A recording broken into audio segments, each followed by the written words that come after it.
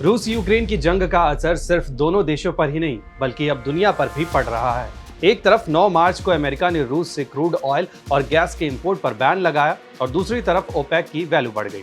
लेकिन ये ओपेक है क्या और कैसे पूरी दुनिया इसे उम्मीद भरी नजरों से क्यों देख रही है, जानिए इन डेप्थ में। सबसे पहले अब तक पूरा मामला समझते हैं। अमेरिका समेत कनाडा, ऑस्ट्रेलिया, ब्रिटेन जैसे कई देशों ने रूस से तेल का इंपोर्ट बंद कर दिया है। अमेरिका का कहना है कि रूस की इकोनॉमी को पूरी तरह से तबाह करने के लिए उसने ये कदम उठाया है।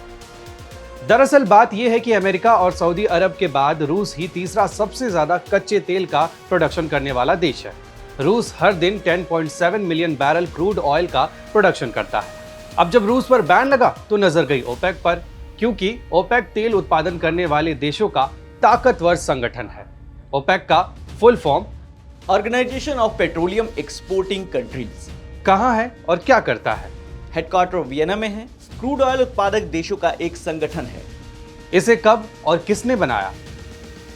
इसे साल 1960 में ईरान, इराक, कुवैत, सऊदी अरब और वेनेजुएला ने मिलकर बनाया। सभी तेल उत्पादक देश हैं। क्यों बनाया गया? तेल एक्सपोर्ट पर सही से नियंत्रण बनाकर दुनिया में तेल की कीमत को अपने मन मुताबिक तय करने के लिए। फिलहाल इसमें कितने देश शामिल हैं? इसमें 13 सदस्य हैं, जिसमें Algeria, Angola, Equatorial Guinea, Gabon, Iran, Iraq, Kuwait, Libya, Nigeria, Congo, Saudi अरब, संयुक्त अरब अमीरात और वेनेजुएला शामिल हैं। अब ये ओपेक के सदस्य देश हर साल मीटिंग करते हैं, जिसमें तय होता है कि कौन सा देश हर दिन कितने बैरल कच्चा तेल प्रोड्यूस करेगा। लेकिन ये ऐसा क्यों करते हैं? इस सवाल के पीछे सबसे जरूरी जवाब छिपा है। इंटरनेशनल मार्केट में कच्चे तेल की आपूर्ति और दाम में संतुलन बनाए रखने के लिए और उत्पादक देशों को घाटा ना हो, इसलिए वो ऐसा करते हैं। सितंबर 2019 तक ओपेक ने दुनिया में करीब 29% कच्चे तेल का निर्यात किया। लेकिन इक्वाडोर और इंडोनेशिया जैसे देश ओपेक से निकलने का फैसला ले चुके हैं। ऐसा उन्होंने किया बदहाल होती इकोनॉमी की वजह से। खैर, तेल के लिए दुनिया के कई देश ओपेक पर निर्भर हैं। ओपेक देशों ने 2020 में हर दिन लगभग 19.7 मिलियन बैरल तेल दुनिया भर में निर्यात किया, जिससे हर दिन चीन को 5,377,000 बैरल तेल बेचा।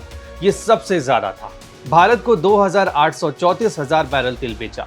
अब ध्यान दीजिए कि इस साल अगस्त के पहले ओपेक क्रूड ऑयल की कीमत लगभग 41.47 अमेरिकी डॉलर प्रति बैरल थी, जो अगस्त 2021 में बढ़कर 65.74 अमेरिकी डॉलर प्रति बैरल हुई।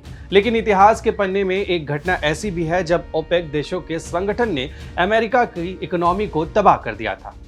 दरअसल 1973 में सऊदी अरब, ईरान और इराक के नेतृत्व वाले कुछ देशों ने अमेरिका जैसे ताकतवर देशों की इकोनॉमी को पूरी तरह से ठप कर दिया था। इसी साल योम किपुर की लड़ाई में अमेरिका ने इजराइल का समर्थन किया था। दूसरी तरफ मिस्र और सीरिया के नेतृत्व वाले अरब देश शामिल थे। इन देशों ने जब अमेरिका को तेल देना बंद किया तो अमेरिका की इकोनॉमी अपने सबसे बुरे दौर में जा चुकी थी। इसी समय ओपेक दुनिया के ताकतवर तेल संगठन के रूप में दुनिया के सामने उभर कर आया। तभी से ये माना गया कि ओपेक वर्ल्ड इकोनॉमी को सीधे प्रभावित करता है। अमेरिका करीब 18% क्रूड ऑयल का उत्पादन करता है। वहीं वो अपनी जरूरत को पूरा करने के लिए ओपेक और खाड़ी देशों से ऑयल इंपोर्ट करता है। 1977 में अमेरिका ओपेक पर ज्यादा निर्भर था। ओपेक अमेरिका को उसके पेट्रोलियम आयात का 70% और क्रूड ऑयल के आयात का 85% हिस्सा निर्यात करता है। घटते घटते 2020 में अमेरिका के कुल पेट्रोलियम आयात में ओपेक की हिस्सेदारी 11% के करीब थी और अमेरिकी क्रूड ऑयल के आयात में इसकी हिस्सेदारी 14% थी। भारत अपनी जरूरत को पूरा करने के लिए 80% क्रूड ऑयल का आयात करता है। इससे हमारे लिए क्रूड ऑयल और इसका उत्पादन करने वाला दोनों ही अहम है। तो ये थी ओपेक और उससे जुड़ी तमाम जानकारी। और भी ऐसी खबरों के लिए जुड़े रहें दैनिक भास्कर ऐप के साथ, क्योंकि सच करीब से दिखता है।